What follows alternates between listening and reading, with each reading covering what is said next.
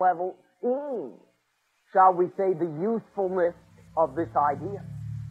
But we do find that for many of you it remains just that, a concept, just that, a notion that perhaps would be nice if it were only true. Therefore, this evening of your time, we will participate with you, each and every one of you, in the formation of each and every one of your versions of that referential preferential.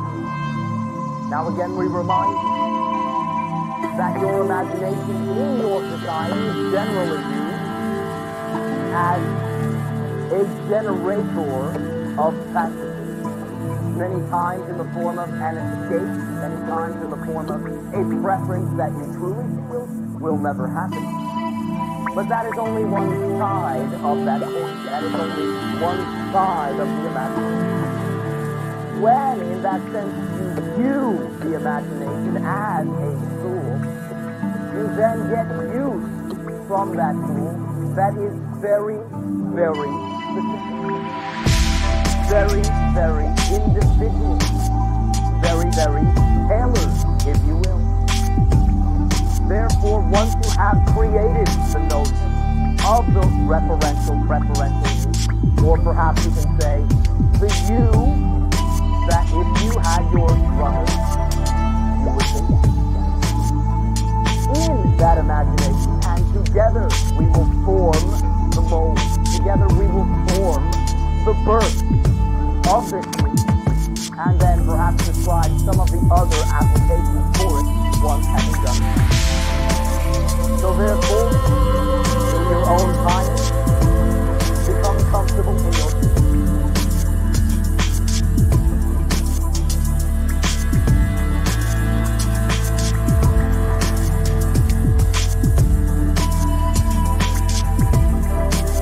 Now understand that what you are about to create, and perhaps for many of you recreate, will be something that will, shall we say, stick around with you.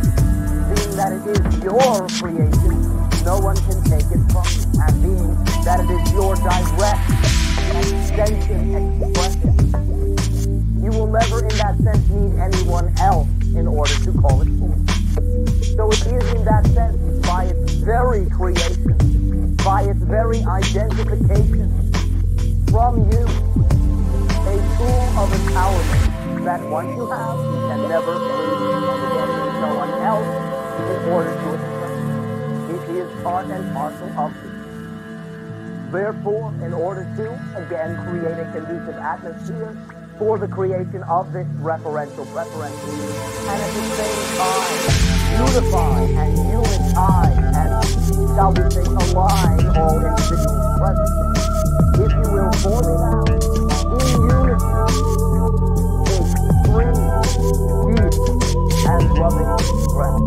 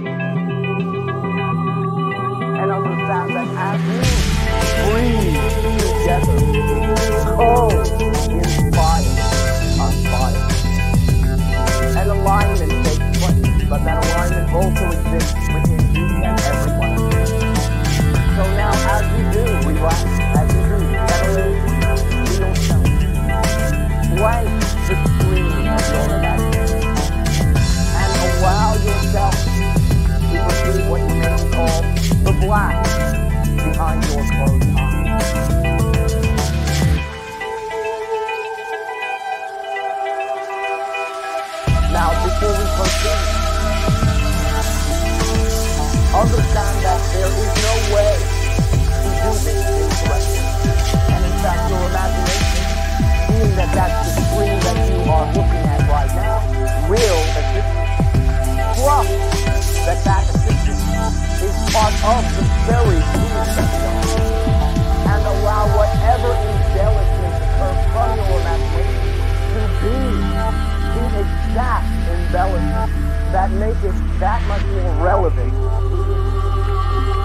Now we begin by allowing to emerge from this blackness, again at whatever pace is natural and comfortable for you, the outline of your body, emerging from the blackness. If there is something that you would physically like to alter about your body, allow that outline in that sense to represent any changes.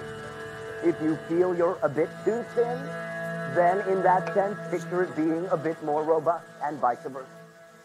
In any way, have this outline be the you prefer to be, but do not remove it from yourself. Still understand that you are seeing you.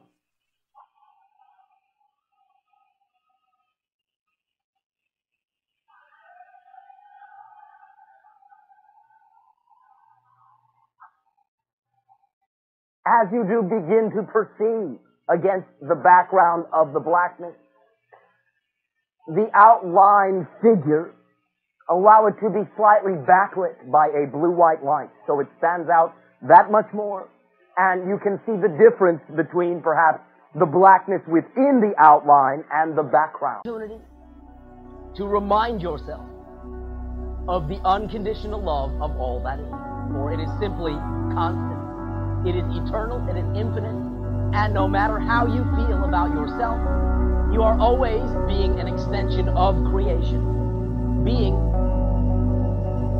an expression of creation itself, always unconditionally loved by creation, for creation simply does not forsake any part of it. By definition, being unconditionally loving all that is, or what you sometimes call God, also, by definition, applies that unconditional love to his, herself. You to have any ability being made in the image and likeness of all that is, to also inwardly reflect your own willingness to remove the condition from yourself, to love yourself. Because all that is sets up the mold, sets up the template, always in that sense, imparts to you that unconditional love by simply reminding yourself of it and allowing yourself to then feel it, which can be quite overwhelming in a positive way. You can always then mimic that vibration. You can always then realize that nothing is held from you. And perhaps, again, the issue is what you feel you deserve. But again, we remind you, you needed to do nothing to exist. Even in your own society, upon being born, you are showered with gifts from the society. You did nothing but simply come into physicality and are already showered with gifts by the universe. Therefore, you need not earn this idea. It is your birthright. Absolutely. Therefore, for your willingness to utilize of the many choices available to you, interacting with us, interfacing with us, we thank you, and also express to you our unconditional love and appreciation for the gift of your soul, for the gift of your consciousness, for your willingness to begin to understand that loving yourself infinitely now enables you to love all others. And the style and the form which you choose to love yourself will create your ability to love others. Therefore, if you wish to increase your love to others, if you wish to increase your love and service to others, do so with opportunity to remind yourself of the unconditional love of all that is, for it is simply constant.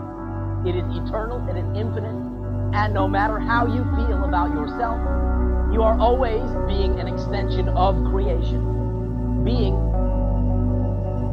an expression of creation itself, always unconditionally loved by creation, for creation simply does not forsake any part of it.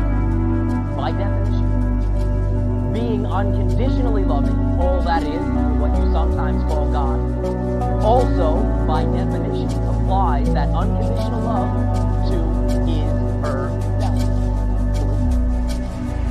You to have any ability, being made in the image and likeness of all that is, to also inwardly